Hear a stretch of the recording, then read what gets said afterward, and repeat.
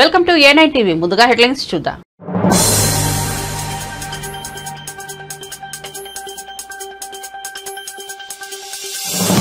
Welcome to news alerts. Cinema వాళ్ళ కంటే జగన్ దగ్గరే ఎక్కువ డబ్బు ఉంటుందని AP deputy CM Pawan Kalyan వ్యాఖ్యానించారు. సినిమా వాళ్లకు సంబంధించి హడావిడి తప్ప జగన్ లాంటి వాళ్ల కంటే ఫిలిం ఇండస్ట్రీకి చెందిన వారి దగ్గర డబ్బు ఎక్కువేమీ ఉండదని అన్నారు. వరద బాధితులకు సహాయం అందించడానికి చాలా మంది ముందుకు రావడం మంచి పరిణామమన్నారు. దాతలు ఇచ్చిన డబ్బును బాధితుల కోసం పారదర్శకంగా ఖర్చు చేస్తామని చెప్పారు. అంటే సంపాదించే డబ్బులు కంపారిటివ్, నేను చెప్పే డబ్బులు సంపాదించడం నేను చెప్పట్లేదు కదా, సంపాదించే డబ్బుల కంటే కూడా ఆ హడావిడి అంటే 10 లక్షల మంది జనం వచ్చారు కదా అని చెప్పి 10 లక్షల కోట్లు ఉన్నాం అక్కడ. సైలెంట్గా జగన్ గారి దగ్గర ఉండే వాళ్ళ దగ్గర 1 లక్ష కోట్లు ఉండదు, అది తేడా. సో సైలెంట్గా డబ్బులు ఉండేవాళ్ళు చాలామంది ఉన్నారు. వాళ్ళందరికీ నిజం అంటే నేను నిన్న మాట్లాడటం కూడా అందరితో మాట్లాడుతుంటే ఒకటే నాకు అనిపించింది, డబ్బు ఇవ్వాలని చాలామందికి ఉంటుంది. ఇప్పుడు 1,64,000 మంది ఒక పంచాయతీరాజ్ జాయింట్ యాక్షన్ కమిటీ నుంచి వాళ్ళు కూర్చోబెట్టి మేము ఇస్తున్నామంటే డబ్బు ఇవ్వడంటే ఎక్కడో పారదర్శకత ఉంది, మేము ఇస్తాం, ఆ డబ్బు వెళ్తుంది. అది ఒక 10 కోట్లు రేపు పొద్దున ఒక కార్పొరేట్ సంస్థ ఇచ్చినా లేదంటే ఒక వ్యక్తి ఇచ్చినా అది ఇచ్చే డబ్బు ఆ వ్యక్తికి చేరుద్దు అనుకున్నప్పుడు చాలామంది ఇవ్వడానికి సంసిద్ధంగా ఉన్నారు. అలాంటి ట్రాన్స్పరెన్సీ ఒక ప్రయత్నం చేస్తున్నాం.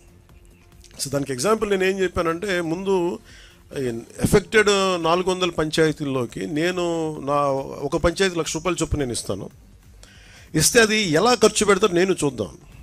It's a way of donation.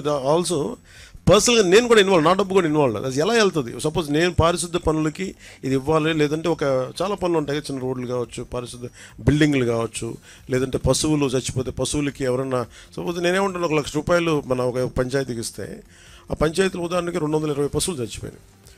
ఈ 220 పశువులకి ఈ 400 పంచాయతీలు జరిపి ఈ పశువులే కొనండి, నా బడ్జెట్ ఇది, నా ఇచ్చే డబ్బు అంతా ₹1,00,000. ఆ గ్రామంలో 10 పశువులు చనిపోతే 10 పశువులు కొనండి. లేదంటే నేను ఇచ్చే ₹1,00,000 ఎన్ని పశువులు వస్తాయి అన్ని పశువులు. ఆ హెడ్కి వెళ్ళినప్పుడు జెన్యూన్గా అది వెళ్ళింది అనుకోండి, నాకు ఇచ్చే వ్యక్తికి తృప్తి ఉంటుంది. అలాంటి పారదర్శకత కావాలని కోరుకున్నాం. అందుకని యాక్టర్స్ ఇవన్నీ ఏమైపోతుందంటే మేబీ ఇది హడావిడి, లేదంటే నిజంగా చాలామంది చిత్ర పరిశ్రమ చాలామంది ఇచ్చారు. మనస్ఫూర్తిగా వారికి నా ధన్యవాదాలు తెలుపుకుంటాను మన ఆంధ్రప్రదేశ్ ప్రభుత్వం నుంచి.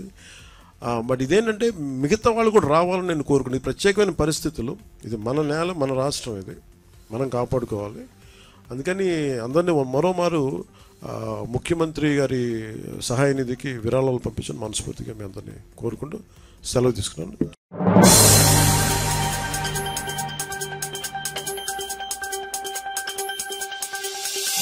హైదరాబాద్ గణేష్ ఉత్సవ అడహక్ కమిటీ సభ్యులు ఎమ్మెల్యే దానం నాగేందర్ ఆధ్వర్యంలో ముఖ్యమంత్రి రేవంత్ రెడ్డితో పాటు తెలంగాణ రాష్ట్ర గవర్నర్ ను బుధవారం కలిశారు. వినాయక చవితి మొదటి రోజు పూజా కార్యక్రమానికి ఆహ్వానించారు. ఉదయం 11 గంటలకు ముఖ్యమంత్రి, 3 గంటలకు గవర్నర్ పూజా కార్యక్రమంలో పాల్గొంటారని ఎమ్మెల్యే దానం నాగేందర్ తెలిపారు. ముఖ్యమంత్రితో పాటు పలువురు మంత్రులు కూడా హాజరు కానున్నట్లు పేర్కొన్నారు.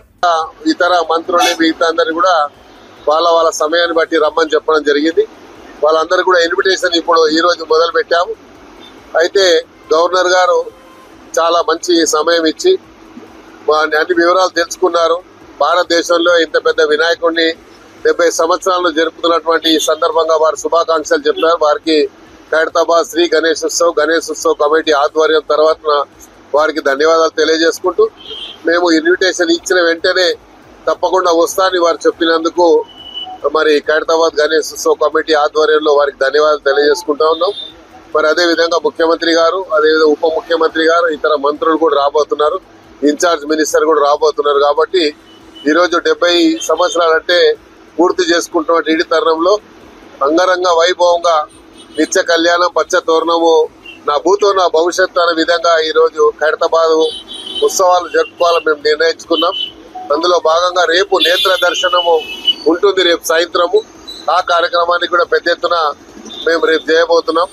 ఇవన్నీ కూడా ఖైరతాబాద్ లో ఉన్నటువంటి యువకులందరూ కూడా ఉత్సాహంగా రేపు నేత్ర దర్శన కార్యక్రమాన్ని చాలా బ్రహ్మాండంగా చేయాలని వారు నిర్ణయించుకున్నారు. కాబట్టి మీడియా సోదరులు కూడా మీరు వచ్చినట్టయితే మరి ఆ కార్యక్రమాన్ని చూసి ఆనందించవచ్చు.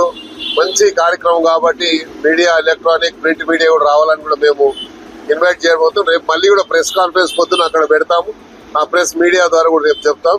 ఈ రోజు ఈ కార్యక్రమానికి గవర్నర్ గారిని ఆహ్వానించగానే వారు అంగీకరించినందుకు మా ఉత్సవ కమిటీ తరఫున వారికి ధన్యవాదాలు. Thank you. అది ఎవ్రీ ఇయర్ జరిగేదే, కాకపోతే ఈసారి అందరు కూడా ఒక అవేర్నెస్ వచ్చింది. గ్లోబల్ వార్మింగ్ దృష్టిలో ఉంచుకొని అందరు కూడా ఈకో ఫ్రెండ్లీ పెట్టారు కాబట్టి ఆ సమస్య ఉత్పన్నం కాదు.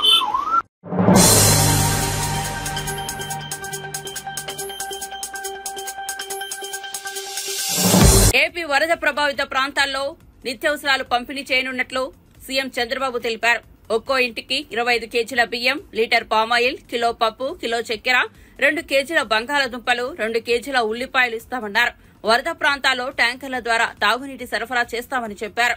పాలు, నీళ్లు, ఆహారం అందజేస్తామన్నారు. సాయంత్రానికి విద్యుత్ సరఫరా పునరుద్దరిస్తామని వివరించారు. ప్రాంతాలంతా కూడా రేపే ఎసెన్షియల్ కమాడిటీస్ అన్ని కూడా ఒక ప్యాకేజ్ ఇస్తున్నాం.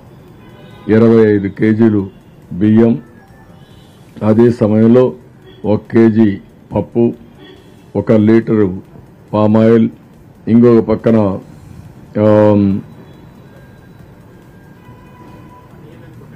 పొటాటో 2 కేజీలు, టొమాటో ఆనియన్ 2 కేజీలు ఇస్తున్నాం. ఇవి ఒక ప్యాకేజీ కింద. చక్కెర 1 కేజీ ఇస్తున్నాం. 5 వస్తువులతో ప్రతి ఒక్క ఇంటికి మనం ఈ ప్యాకేజీ ఇచ్చి అవన్నీ డిస్ట్రిబ్యూషన్ స్టార్ట్ చేస్తున్నాం. 25 కేజీల బియ్యం, 1 కేజీ చక్కెర, 1 లీటరు ఆయిల్, అదే సమయంలో 1 కేజీ పప్పు, 2 కేజీలు పొటాటో, 2 కేజీలు ఉల్లిపాయలు. దీంతో ఒక ప్యాకేజీ ప్రతి ఒక్క ఇంటికి చేరుస్తాం. ఈరోజు రేపు పాలు కూడా ఇస్తాం. ఇప్పటి వరకు అయితే ఇచ్చేటన్ని కూడా బిస్కెట్స్ కానీ, పాలు కానీ, భోజనం కానీ, మంచినీళ్లు కానీ, అదే మరి వీలైతే పళ్ళు అయితే ఈరోజు ఇచ్చాం కానీ రేపు దొరికితే చూస్తాం. ఇవైతే రేపంతా కూడా ఇస్తాం. రేపు రాత్రికి తగ్గించమని కూడా అడుగుతున్నారు. అవసరమైతే ఇంత క్వాంటిటీ కాకుండా మార్నింగ్ బ్రేక్ఫాస్ట్ ఇచ్చి, లంచ్ ఇచ్చి, నైట్ డిన్నర్ కావాలంటే కొంచెం రేషన్లో ఇచ్చేస్తాం. ఎల్లుండి మాత్రం 50%కే సర్వ్ చేస్తాం. 50%కి బియ్యం ఇచ్చిన తర్వాత నీళ్లు ఎక్కువ పెడతాం. వాళ్లే వంట చేసుకునే కార్యక్రమాన్ని కూడా శ్రీకారం చుడతాం. ఎక్కడైనా సరే గ్యాస్ సిలిండర్స్ వచ్చిన తర్వాత అవన్నీ రీఫిల్ చేసుకుంటారు. ఒకవేళ పైనుంటే పర్వాలేదు కానీ కింద నుండి వాళ్ళకి ఇబ్బంది ఉంది, తడిచిపోయి ఉంటారు, అవి రీఫిల్ చేయాలి. అదే మరి స్టవ్లు కూడా చెడిపోయి ఉంటే అవి రిపేర్ చేసుకోవాలి. అవి వాళ్ళు చేసుకుంటారా, డిపార్ట్మెంట్ చేయాలన్నా, ఏం చేయాలన్నా అవన్నీ వర్కౌట్ చేసి యాక్టివేట్ చేస్తాం.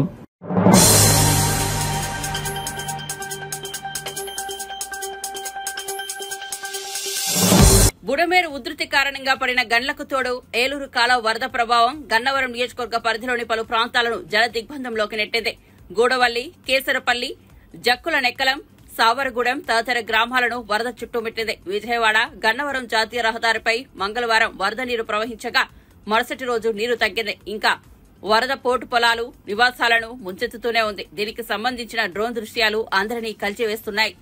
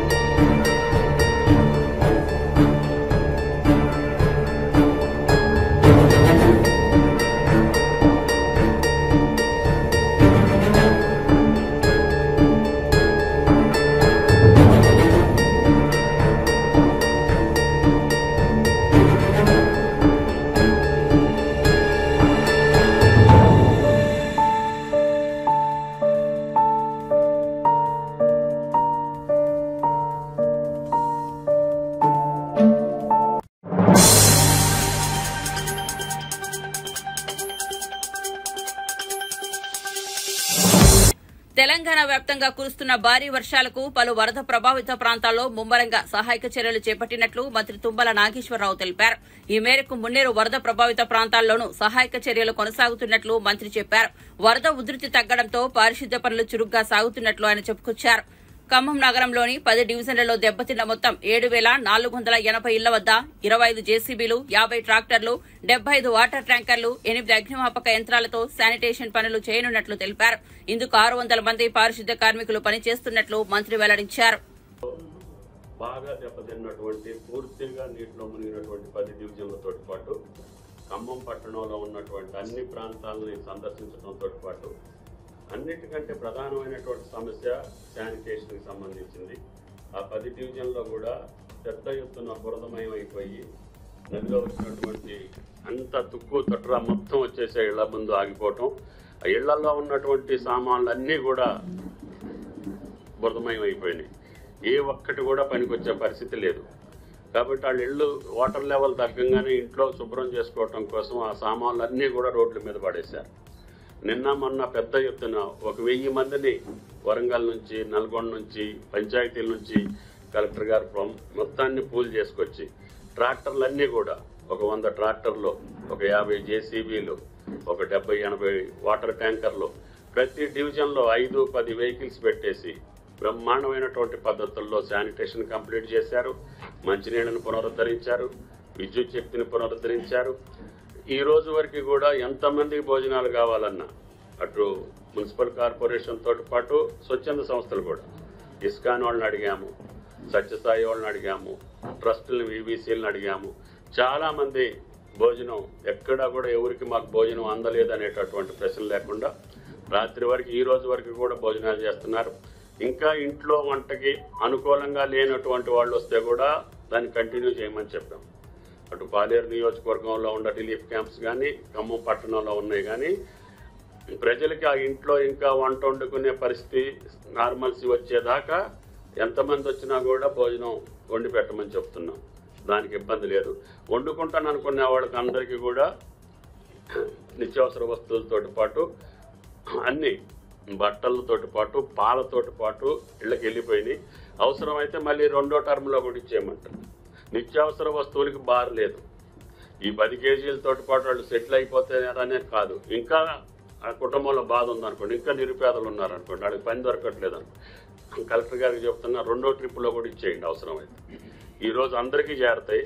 రేపటి నుంచి కూడా అక్కడ పరిస్థితిని బట్టి ఇంకా నది పక్కలో ఉన్నటువంటి చిన్న సందుల్లో, చిన్న గొంతుల్లో ఉన్నటువంటి వాళ్ళకి ఆ ఇల్లు ఇంకా నార్మల్సీకి రావాలంటే ఇంకా కొద్దిగా సమయం పట్టవచ్చు. తడిసిపోయింది. కరెంటు మీటర్లు పెట్టాలి. అదే మీటర్లకు పెడితే షాక్ వచ్చే పరిస్థితి ఉంది. కరెంట్ అందరి ప్రాంతాలకు ఇచ్చాం కానీ మరీ తడిసిపోయి ముద్దయిపోయినటువంటి ఇళ్ళకి ఇస్తే ఆ గోడలకు మళ్ళీ షాక్ కొట్టే అవకాశం ఉంటుంది. కాబట్టి అవి చూసి ఇవ్వమని చెప్పి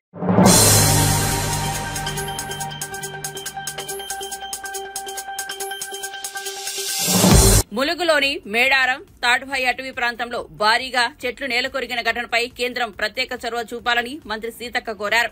ఆ ప్రాంతంలో తిరిగి మొక్కలు నాటేందుకు నిధులు ఇవ్వాలని విజ్ఞప్తి చేశారు. ఆ సుడిగాలిలో బీభత్సాన్ని సీఎం రేవంత్ రెడ్డి దృష్టికి తీసుకెళ్లినట్లు చెప్పారు. కొండపర్తి గ్రామంపై కొంతమేర ప్రభావం చూపిందని, కొన్ని ఇండ్లు దెబ్బతిన్నాయన్నారు. దీనిపై పరిశోధన చేయాల్సిన అవసరం ఉందన్నారు. మన wild life area, wild life sanctuary అది.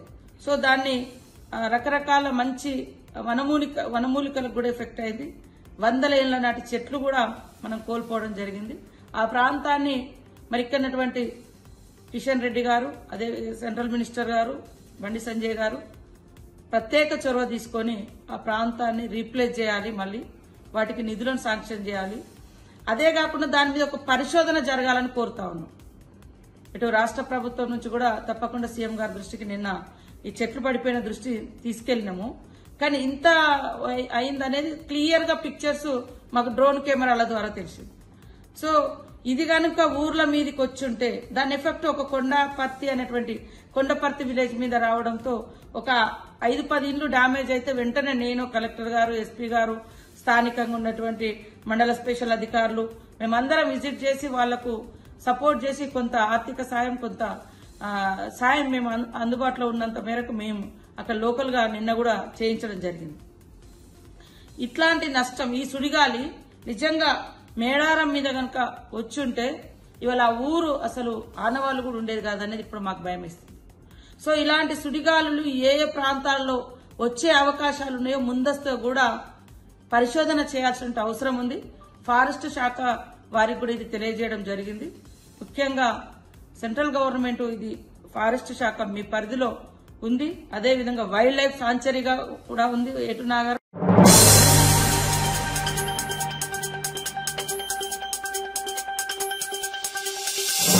మజ్లిస్ పార్టీ ఆనందం కోసమే సెప్టెంబర్ 17న విమోచన దినోత్సవాన్ని నిర్వహించడం లేదా అని తెలంగాణ బీజేపీ శాసనసభ పక్షనేత ఏలేటి మహేశ్వరరెడ్డి రాష్ట ప్రభుత్వాన్ని ప్రశ్నించారు. తెలంగాణ రాష్ట ఆత్మగౌరవానికి సెప్టెంబర్ 17 ప్రతీక అన్నారు. గత బీఆర్ఎస్ ప్రభుత్వం, ప్రస్తుత కాంగ్రెస్ ప్రభుత్వం దీనిని అధికారికంగా నిర్వహించడం లేదని మండిపడ్డారు. స్వాతంత్ర దినోత్సవంగా విమోచన దినంగా ఎందుకు జరపడం లేదో చెప్పాలన్నారు. అసలు అధికారికంగా నిర్వహించాలనే ఆలోచన గత బీఆర్ఎస్ ప్రభుత్వానికి, ప్రస్తుత కాంగ్రెస్ ప్రభుత్వానికి లేదని విమర్శించారు. బ్యానర్ లో మరి కొత్త తోరణాన్ని, కొత్త లోగోని మరి ఆవిష్కరించారు. ఆ లోగోలో మరి కాకతీయ తోరణాన్ని తీసేయడం చాలా బాధాకరం. మరి కాకతీయ తోరణం ఈ లోగోలో ఎందుకు లేదు? ఇది అఫీషియల్ లోగోనా? మరి అఫీషియల్ లోగో ఇది ఎప్పుడు మీరు ఆవిష్కరించారు? మరి ఇది ఇప్పటి నుంచి ఇదే మరి అఫీషియల్ లోగోగా మీరు ఏమన్నా మరి చేయబోతున్నారా? దాంట్లో మరి ఎందుకు కాకతీయ తోరణాన్ని తీసేసి ఈ లోగోని పెట్టాల్సిన కారణం ఏంది? దాని మీద క్లారిఫికేషన్ కూడా ఇవ్వాల్సిందిగా మేము అడుగుతా ఉన్నాం. మరి మున్సిపల్ కార్పొరేషన్ చేసినటువంటి కార్యక్రమం ప్రభుత్వ కార్యక్రమమా, మరి అది అఫీషియల్గా మీరు చేసిందా? మరి ఖచ్చితంగా తెలియజేయాల్సినటువంటి అవసరం ఉందని చెప్పి తెలియజేసుకుంటూ, సెప్టెంబర్ 17 విమోచన దినోత్సవాన్ని జరుపుకోబోతుందా? అఫీషియల్గా జరుపుకోబోతే దీన్ని ఎప్పటికల్లా ప్రకటిస్తారు. లేని పక్షంలో మరి సమాజానికి మరి మీరు వివరణ ఇవ్వాల్సిందిగా, తెలంగాణ సమాజానికి వివరణ ఇచ్చి క్షమాపణ చెప్పాల్సిందిగా మేము డిమాండ్ చేస్తూ ధన్యవాదాలు తెలియజేస్తా ఉన్నాం.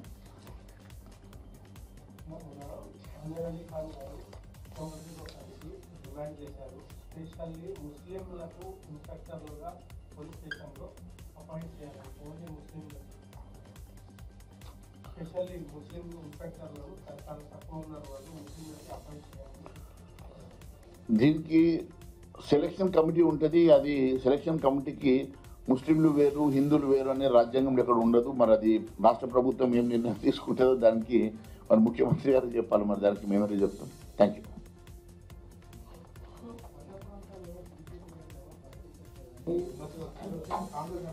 కేంద్రం అధికారంలో ఉన్నటువంటి బీజేపీ పూర్తిగా రాష్ట్ర ప్రాంతాన్ని సెలక్షన్ వహిస్తుంది, వ్యవస్థలో చూపిస్తుంది.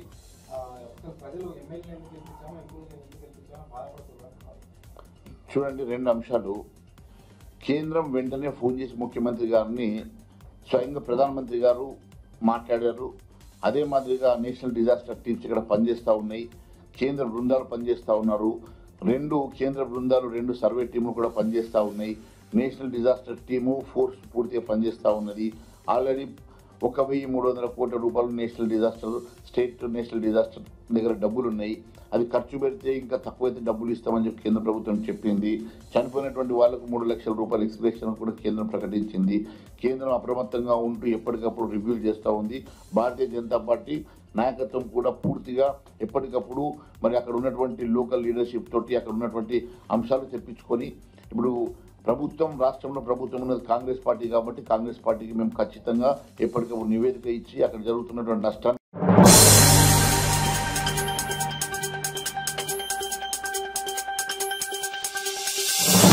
వరద బాధితులను ఆదుకోవడంలో చంద్రబాబు ప్రభుత్వం పూర్తిగా విఫలమైందని మాజీ మంత్రి కాకాని గోవర్ధన్ రెడ్డి మండిపడ్డారు. ఆయన మీడియాతో మాట్లాడుతూ చంద్రబాబు వేస్ట్, జగన్ బెస్ట్ అని వరద బాధితులు అంటుంటే బాబుకి కడుపు మండుతోందన్నారు. ఐఏఎస్, ఐపీఎస్ అధికారులే వరదలకు కారణమని చంద్రబాబు అనడం హాస్యాస్పదమన్నారు.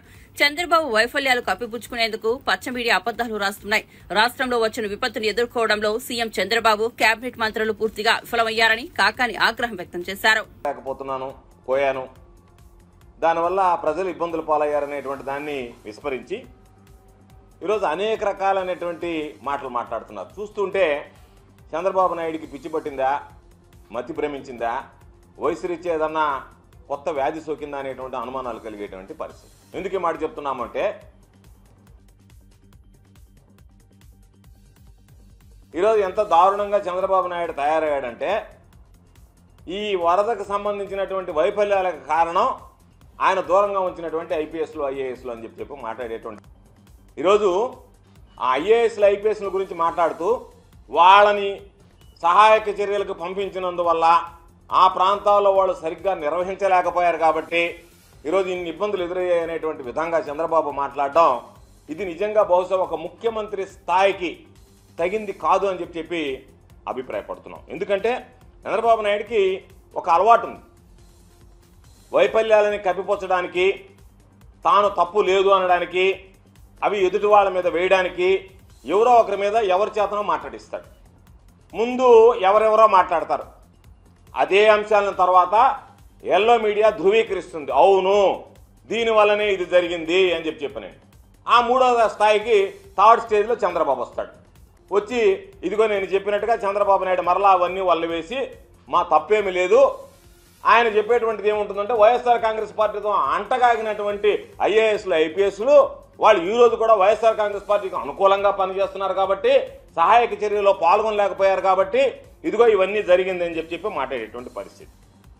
ఈరోజు చంద్రబాబు తెలుసుకోవాల్సింది, నీ దగ్గర ఉన్నటువంటి ఐఏఎస్లు కానీ లేదా ఇప్పుడు నీ దగ్గర ఉన్నటువంటి వాళ్ళు కానీ గతంలో వైఎస్ఆర్ కాంగ్రెస్ పార్టీలో పనిచేసినటువంటి వాళ్ళే, వైఎస్ఆర్ కాంగ్రెస్ పార్టీలో అంతకుముందు నీ దగ్గర తెలుగుదేశం ప్రభుత్వంలో పనిచేసినటువంటి వాళ్లే మరలా తిరిగి వైఎస్ఆర్ కాంగ్రెస్ పార్టీ ప్రభుత్వంలో పనిచేసినటువంటి వాళ్లే. కాబట్టి ప్రభుత్వాలు మారతాయి తప్ప అధికారులు మారరు.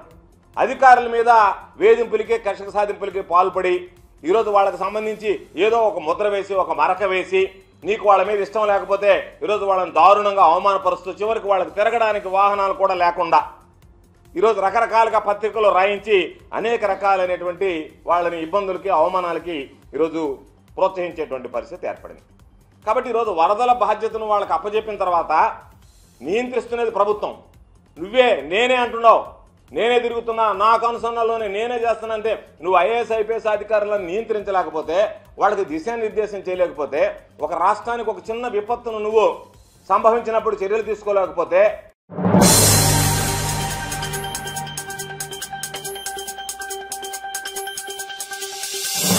భారీ వర్షాలు వరదలతో అతలాకుతలంగా మారిన విజయవాడలో ప్రజల కష్టాలను చూసి గుండె తరుక్కుపోయిందన్నారు మాజీ మంత్రి ఆర్కే రోజా. వరదల్లో చిక్కుకుపోయి అవస్థలు పడుతున్న చిన్నపిల్లలు, మహిళలు, వృద్ధుల కష్టాలు వర్ణనాతీతమని పేర్కొన్నారు. ఈ మేరకు ఆమె ఓ వీడియో సందేశం విడుదల చేశారు.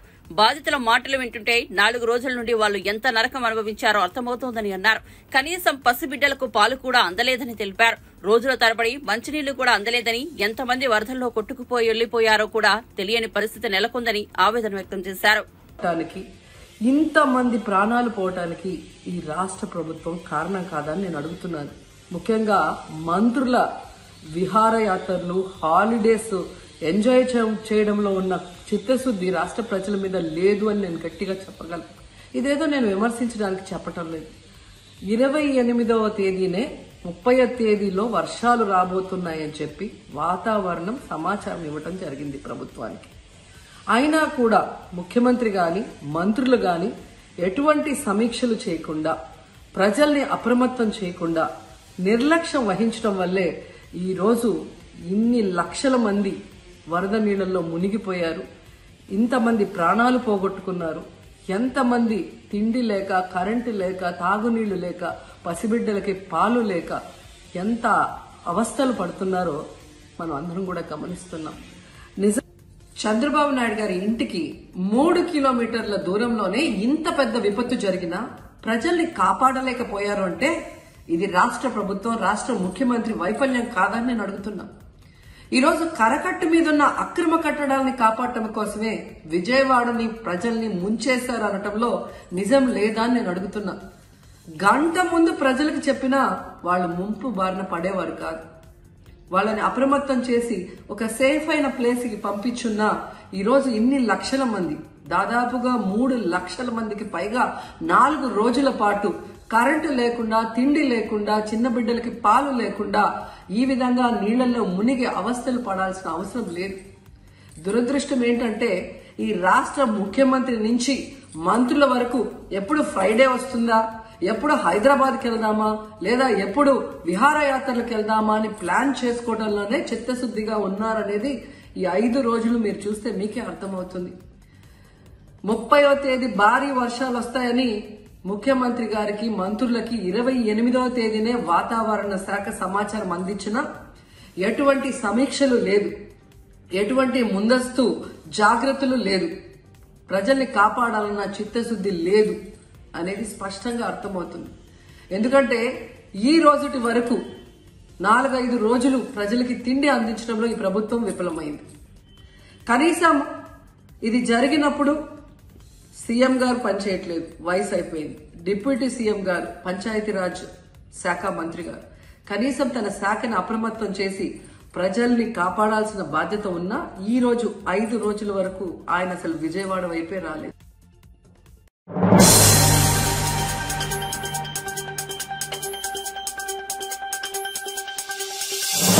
భారత్ బ్రూనై భాగస్వామ్య దిశానిర్దేశంపై చర్చించినట్లు ప్రధాని మోదీ తెలిపారు. వ్యవసాయం, పరిశ్రమ, ఫార్మా, ఆరోగ్యం, టెక్నాలజీ, సైబర్ సెక్యూరిటీ, ఇంధన రంగంలో ఎల్ఎన్జీ, అంతరిక్ష రంగంలో ఉపగ్రహాలు, రిమోట్ సెన్సింగ్ పై శిక్షణ, వైమానిక కనెక్టిపై సుదీర్ఘంగా చర్చించాం. నాకు చక్కని ఆతిథ్యం ఇచ్చిన సుల్తాన్ కు ధన్యవాదాలు. బ్రూనై వావాసన్ 2035 విజన్ అద్భుతం. భారత్ యాక్ట్ ఈస్ట్ పాలసీలో మీరెంతో కీలకమని అన్నారు. अपनेपन ने मुझे दोनों देशों के सदियों पुराने संबंधों का एहसास हर पल हम अनुभव कर रहे हैं. योर मैजेस्टी, इस साल ब्रुनेई की आजादी की 40वीं वर्षगांठ है. आपके नेतृत्व में ब्रुनेई ने परंपरा और निरंतरता के लिए एक महत्वपूर्ण संगम के साथ प्रगति की है. ब्रुनेई के लिए आपका वावासन 2035 विजन सराहनीय है. 140 करोड़ भारतीयों की ओर से मैं आपको और ब्रुनेई के लोगों को बहुत बहुत शुभकामनाएं देता हूं. साथियों, भारत और ब्रुनेई के बीच गहरे ऐतिहासिक और सांस्कृतिक संबंध है. इस साल हम अपने राजनीतिक संबंधों की 40वीं सालगिरह मना रहे हैं. इस अवसर पर हमने निर्णय लिया है कि अपने संबंधों को एनहांस पार्टनरशिप का दर्जा देंगे. हमारी साझेदारी को स्ट्रैटेजिक दिशा देने के लिए हमने सभी पहलुओं पर व्यापक चर्चा की. हम आर्थिक, वैज्ञानिक और रणनीतिक क्षेत्रों में अपने सहयोग को मजबूत करने के लिए प्रतिबद्ध है. हमने कृषि, उद्योग, फार्मा और स्वास्थ्य के साथ साथ फिनटेक और साइबर सिक्योरिटी में आपसी सहयोग पर बल देने का निर्णय लिया है. ऊर्जा क्षेत्र में हमने एलएनजी में लॉन्ग टर्म सहयोग की संभावनाओं पर चर्चा की. रक्षा क्षेत्र में सहयोग को बढ़ाने के लिए हमने रक्षा उद्योग, प्रशिक्षण और क्षमता निर्माण की संभावनाओं पर सकारात्मक विचार किए. अंतरिक्ष के क्षेत्र में अपने सहयोग को सुदृढ़ करने के लिए हमने सैटेलाइट डेवलपमेंट, रिमोट सेंसिंग और ट्रेनिंग पर सहमति बनाई है. दोनों देशों के बीच कनेक्टिविटी के लिए